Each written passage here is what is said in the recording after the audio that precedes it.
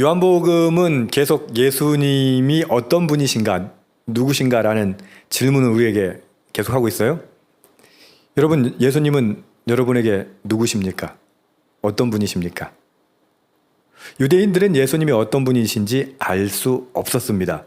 아니요, 알 수는 있었죠. 그런데 알기를 거부했습니다. 왜일까요? 예수님께서 어떤 분이신지는 이미 모세가 예언을 해놨어요. 그죠? 구약을 보면 알 수 있었어요.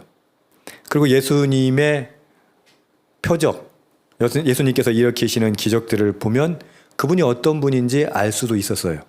그리고 그분의 말씀을 들으면 더욱더 알 수가 있었죠. 그런데 유대인들은 예수님이 그리스도라는 사실을 깨닫지 못했어요. 왜요? 안경을 끼고 있었거든요. 어떤 안경? 자기만 보고자 하는 안경이 있는 거예요. 자기만. 여러분들은 어떠세요? 혹시 안경 없으세요?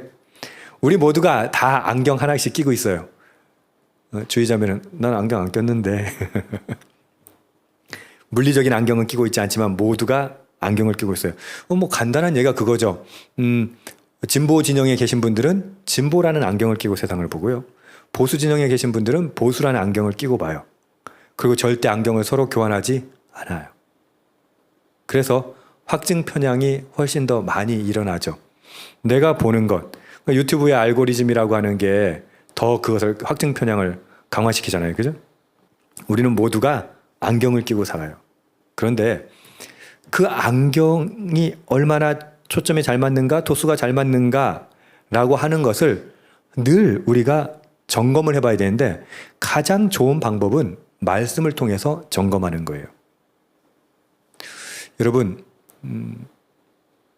요한복음이 계속 우리에게 얘기하는 건 하나님의 영광인가, 인간의 영광을 구하는가 라고 말씀하세요. 하나님의 영광을 구하는 사람은 나의 유익을 내려놓을 수 있어요. 확증 편향 내지는 안경을 끼고 있습니다 라고 했는데 그 안경은 어떤 안경이에요? 자기중심적인, 자기 영광을 구하는, 나의 유익, 나의 이득을 구하는 안경을 끼고 있죠. 그 안경을 끼고 있는 동안은 어떻게 돼요?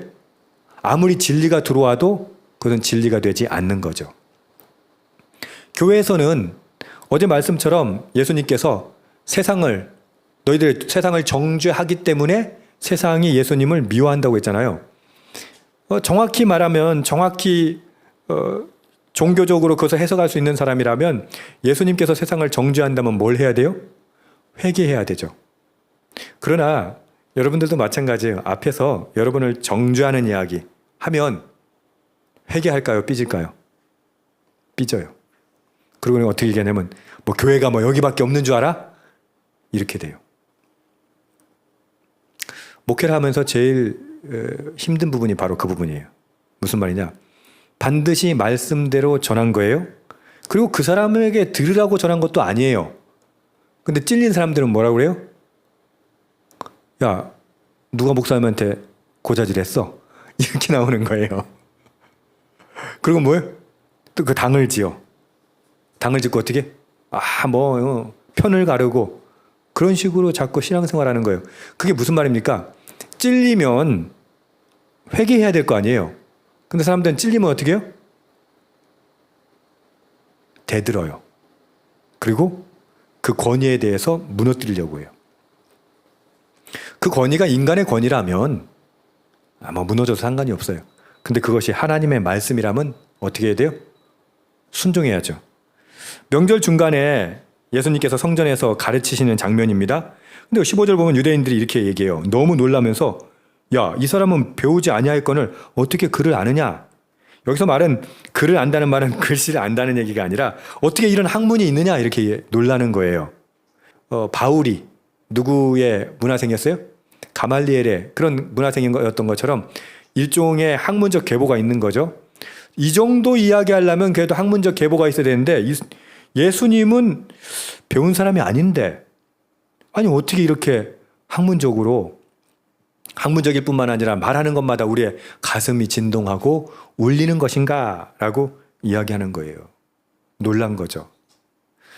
저는 요즘에 이엠 바운즈의 책을 반복해서 읽고 있는데 이엠 바운즈가 하는 얘기가 그거예요. 목회자들에게 하는 말이 이렇게 얘기해요. 당신들은 설교를 만드는 사람이 아닙니다. 당신의 직책은 사람을 만드는 일입니다. 라고 표현을 해요.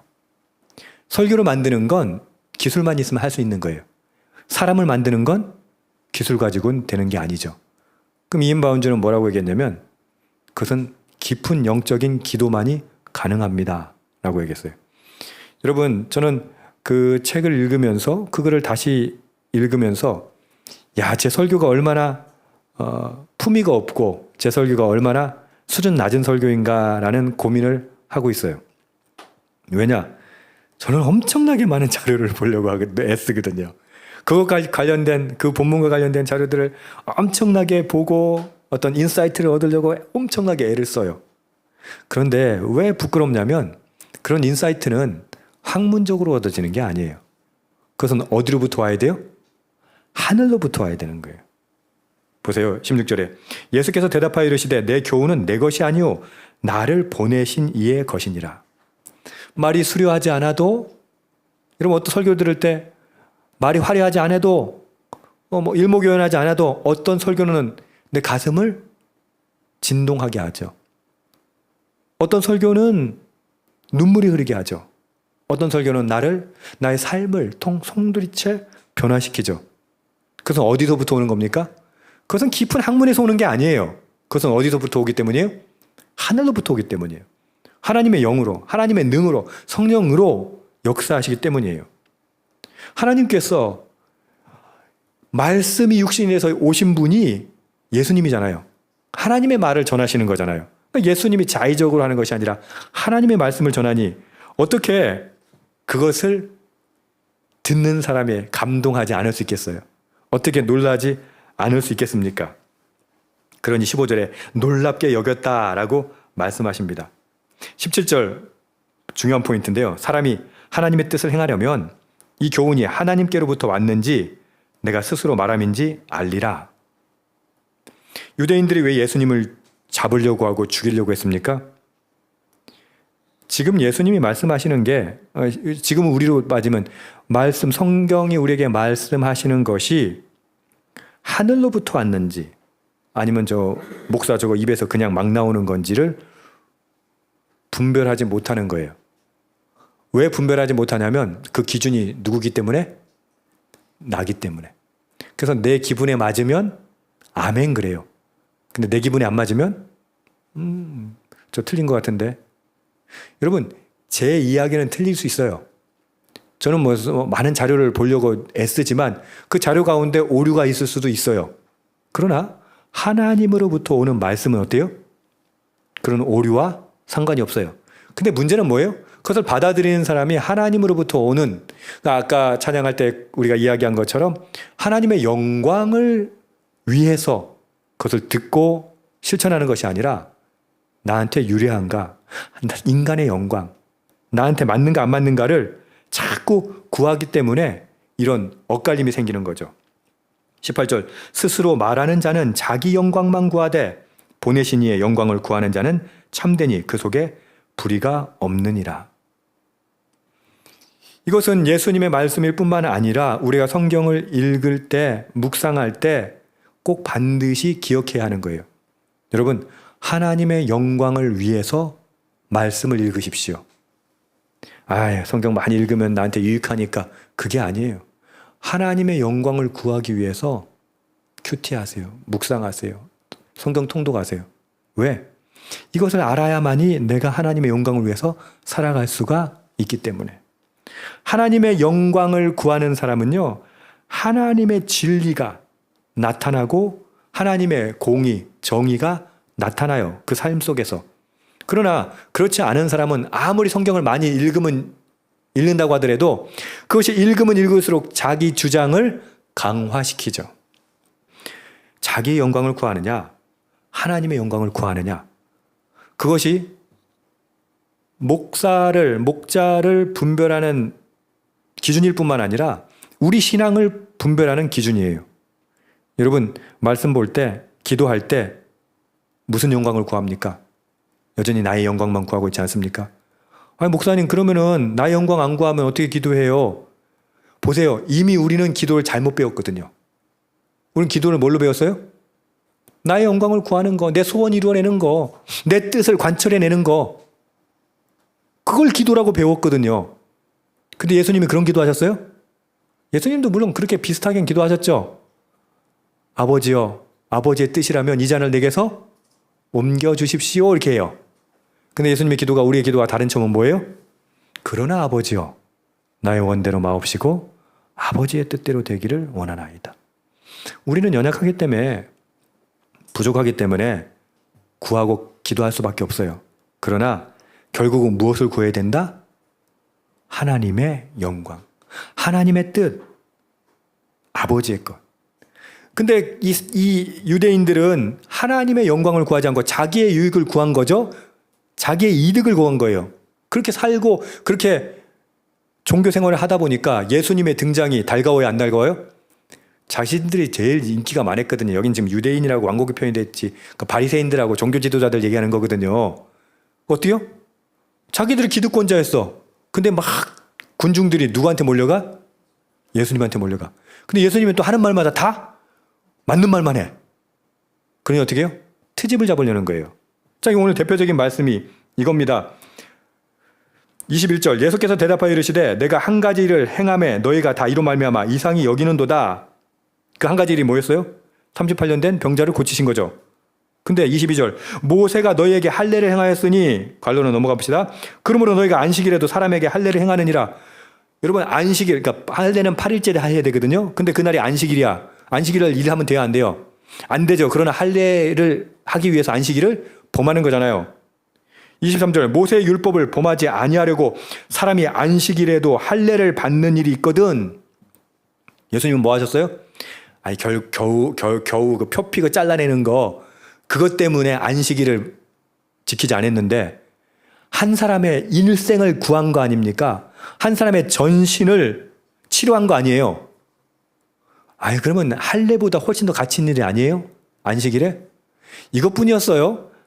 유대인들도 안식일에 자기 가축이 구덩이에 빠지면 어떻게 했어요? 그거 놔둬보면 죽으니까 어째요? 꺼냈다고요.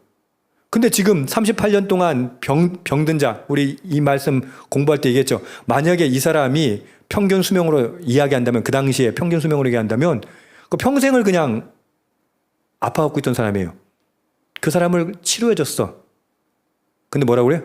너 안식일 어겼어. 그러고 있는 거예요. 근데 이게 우리의 모습이라니까요. 나한테 불리하면, 나한테 유익하지 않으면 어떻게 해요? 상대방을 비난하는 거예요. 그게 얼마나 나쁜 겁니까? 하나님의 영광을 구하는 것이 관심이 없는 거예요. 근데 오늘날 우리도 똑같아요. 하나님의 영광을 구하지 않아요. 기껏해야 하나님의 영광을 위해서 우리 자식이 좋은 대학에 가야 돼. 그게 무슨 하나님의 영광 무슨 상관이에요? 물론 상관이 있을 수도 있어요. 근데 그거는 핑계일 뿐이죠. 하나님의 영광을 드러내기 위해서 우리 남편이 사업이 잘 돼야 돼. 하나님의 영광을 위해서 우리 가족이 잘 돼야 돼. 건강해야 돼. 저는 이런 말 어렸을 때 너무 많이 들었어요. 그래가지고 병든 자, 실패한 자는 뭐야? 하나님의 영광이 안 되니까 교회에서조차도 취급을 못 받죠. 이게 어떻게 기독교가 돼버린 겁니까, 그게? 여러분, 그렇지 않죠? 여러분, 아파도 힘들어도 고통스러워도 심지어는 재수를 하고 삼수를 하고 그러고도 학교를 떨어져도 그가 하나님의 영광을 위해 사는 데는 전혀 지장이 없어요. 근데 우리는 뭐라고 생각해? 내 욕심의 커트라인을 만들어 놓고 그것이 안 되면 하나님의 영광이 아니다라고 생각하는 거예요. 그 누구의 생각이다? 오늘 본문의 유대인들의 생각이라고 하는 것이죠. 24절, 외모로 판단하지 말고 공의롭게 판단하라. 이게 무슨 말이에요? 그 표면적인 거, 그런 거 가지고 자꾸 트집 잡지 말고 진짜 하나님의 공의, 하나님의 정의, 하나님의 의, 하나님의 뜻, 하나님의 영광 위에서 살아가라 라고 말씀하시는 거예요. 이 말씀이 저 여러분에게 쉽지 않을 거예요. 찬양할 때 말씀드린 것처럼 하나님의 영광을 이해한다는 건 그 사람의 신앙의 수준이기 때문이에요. 도무지 하나님의 영광, 도대체 왜 기독교는 하나님의 영광을 위해 살아야 된다고 그래? 이게 이해되지 않는다면 여러분, 오늘부터라도 그것을 고민하고 연구하고 기도하세요. 그래서 우리가 정말 예수님 말씀하신 것처럼 하나님의 영광 위에 살아낼 수 있는 저와 여러분 되길 주님의 이름으로 축복합니다. 아멘.